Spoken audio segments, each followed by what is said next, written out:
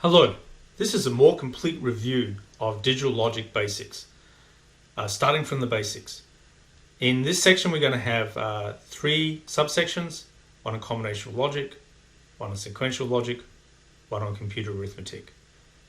In part at least, this section is taken from Daly and Harting, Digital Design as System Approach.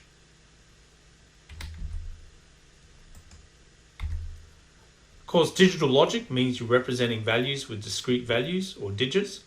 The term, of course, is taken from the use of digit to represent finger, here whimsically representing up to the value of 6. This, of course, is in contrast to continuous representation, which you'd have in analog computation.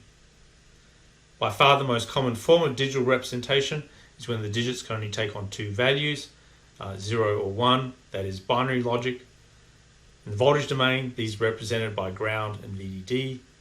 They can also be thought as logic, that is false or true. And the huge value and advantage of binary logic circuits is they can reject actually a fair bit of noise. That is, if there's noise on the input of the logic gate, that noise is greatly attenuated on the output of the logic gate. This is in contrast to analog circuits where the noise just accumulates through the circuit, at least in general. This makes binary logic circuits very scalable. Of course, it allows us to build chips with billions of logic gates and have them work. This is a short revisor on some of the basic logic gates, or most of them. I'm going to represent the gate pictorially, give it its name, describe how it's represented in Verilog, and give its truth table, which of course is the relationship between the outputs as a function of all values and all combinations of the inputs. So inverter, of course, inverts the input A to produce the opposite result in Y. Often the dot by itself means inversion. And we represent inversion with a tilde, could also be represented with an exclamation mark. And of course, Y is the opposite of A. If A is 0, Y is 1. If A is 1, Y is 0. An AND gate, represented in Verilog by ampersand. The output Y is true or 1 if and only if all of the inputs are true. That is, A is true and B is true, or A is 1 and B is 1. Just a reminder, a lot of gates have their inverted output corollary gate as well. For example, the NAND gate, which could be thought of as an inverter after the AND gate, though it's not built like that in CMOS. You represent this by putting a tilde in front of the AND. And of course in the NAND gate, the output Y is 0 if A and B are both true, otherwise the output Y is 1. The OR gate is represented by a vertical bar in Verilog. In the OR gate, the output Y is true if A is true or if B is true. That is the combination 0, 1, 1, 0 and 1, 1.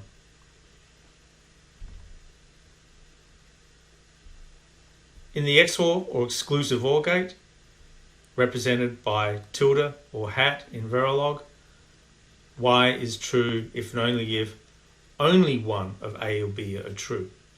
So it's exclusive. Only one of these can be true to have Y equal true. If they're both true, then Y takes on the value of 0. It's very useful to have a selector function or multiplexer function in logic. Also used for logic steering. This is called a multiplexer, sometimes abbreviated as MUX. Here's a symbolic representation. The select line S. If S is 0, Y takes on the value of A. If S is 1, Y takes on the value of B. You can think of this as having a two-pole switch inside the gate, though it's rarely built as such. This is the truth table, which is just stating in zeros and ones what I just stated. And here I'm showing a 4-to-1 MUX. This is a 2-to-1 MUX. Here I'm showing a 4-to-1 MUX with one way to produce logic internals to the MUX. And you can obtain this by inspection of the truth table. Of course, many gates can be built up to multiple inputs to one output. for example, an AND gate can have 4 inputs, in which case its truth table is here. Output Y is 1, only if all of the 4 inputs are 1. Now, I've been using truth tables to represent how these gates are what they do. And truth tables are a very useful concept in combinational logic in general, and you'll actually use them in design. So I want to go through this in a little more detail. Truth table can be used to represent any arbitrary or complex logic relationship, simply as specifying the outputs and what values they take for all possible combinations of the inputs. When you do that, you can actually represent as a case statement in Verilog, which is very convenient. You don't have to do any logic optimization or even logic mapping of what the logic would be to represent the binary logic that carries out the truth table. You just write the truth table as a case statement. We'll come back to that later in the course. But here is a simple truth table. Here I want is a logic function that tells me if a number is prime or not. So in the decimal representation, the number 3 is prime, so prime is 1. 11 is prime, so prime is 1 there, and so forth. It's important in a truth table that every possible combination of inputs from 0 to 15 here is mapped on to an output. You can't leave any of these blank. The ways represent don't cares. I'll come to that in a moment. So in combinational logic, you must specify an output for every possible combination of the input. And I bring this up because when you design a circuit, you must design the circuit with that in mind, that the specification is complete. Here I point out that we can also consider values of X or don't care, or unknown, or Z, high impedance. I'll come back to those in a few moments. Now, of course, writing out a full truth table can be somewhat tedious, so quite often we do an abbreviated truth table. Here's an example from the primes. I just list here the combinations of inputs that result in prime being equal to 1, and I just simply say otherwise prime is equal to 0. We can abbreviate this even further by using the don't care representation of logic. You notice here that prime is 1 for both 0010 and 0011. That is, as long as these 3 numbers are 001, we don't care what the least significant bit's value is. That is, we can represent this as those 2 entries as 001x. That is, we don't care what the value of the least significant bit is. It can be 0 or 1, prime is still 1. And this allows us to make the truth table a little more compact. X here means don't care. That is, it can be 0 or 1. We can also have don't cares on the outputs. And this is quite useful because if we truly don't care, it can lead to more optimized logic. I'll give a somewhat contrived example here. Let's say if the input is less than 4, we don't care what we don't care whether the number is 0 or 1. For the values of 1, 2, and 3, we're going to represent the output as X. That is, we don't care whether it's LP is 0 or 1 for these smaller numbers. So here we have a truth table where we have input don't cares on the outputs. We could have also had don't cares on the inputs. I just didn't show that here. This leads us on to Karnaugh maps, which you won't have to do exercise in this course. Logic synthesis looks after all this for you. I just want to remind you of the basics of logic optimization. So here is the truth table from the previous page, so I accidentally left off the otherwise.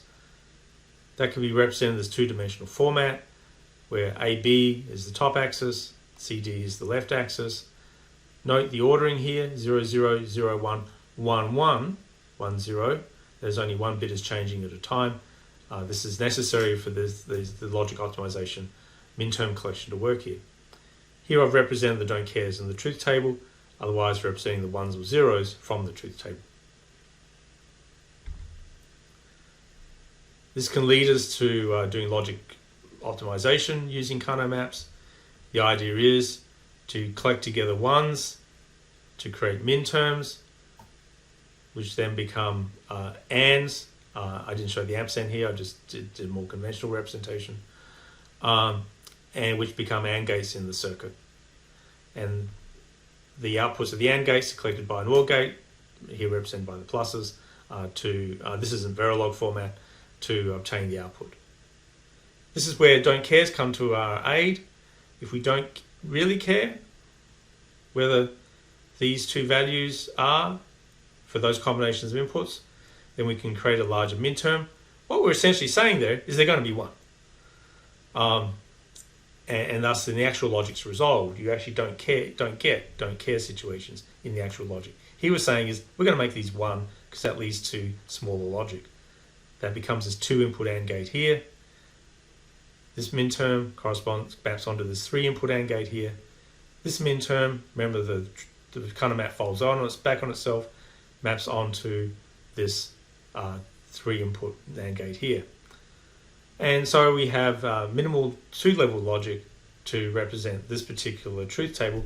Again, you won't be doing logic optimization in this class. The tools do that for you.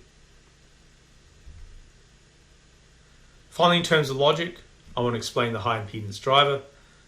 When you have a shared bus situation, only one input can drive it at a time. So here, for example, we have a CPU connected to 2 memories. We can't have both memories competing on the bus. So we put in this high impedance gate so that only one memory is driving the bus at a time. There's a select line in this high impedance gate that turns the gate on or turns it off. And the idea is that at any time, one driver is on, so the bus is not floating, it's actually being driven to a logic value. So that means that the output of this high impedance gate really has 3 states, 0, 1, or Z, which means high impedance, which means disconnected. You can think of the gate as having a switch inside. That is when the switch is open. Y is disconnected from A. That is, the through impedance of the gate is high, it is disconnected. And this can be represented in the truth table shown on the right here. When S is 0, Y is Z. Finally, writing out all these zeros and ones is somewhat tedious, so we'll very typically represent logic values with hexadecimal. This is very convenient in binary because we can take collections of 4 bits, nibbles or half bytes, and represent it by a single value, a single digit. We just need 16 values for those, so we can't use decimal. So of course, 9 follows on to A, which is decimal 10, or binary 1010, through to F, which is binary 1111, or decimal 15. And this, of course, is very convenient to represent fixed logic values. That's the end of the combinational logic section. The next section will be a revision on sequential logic. Thank you.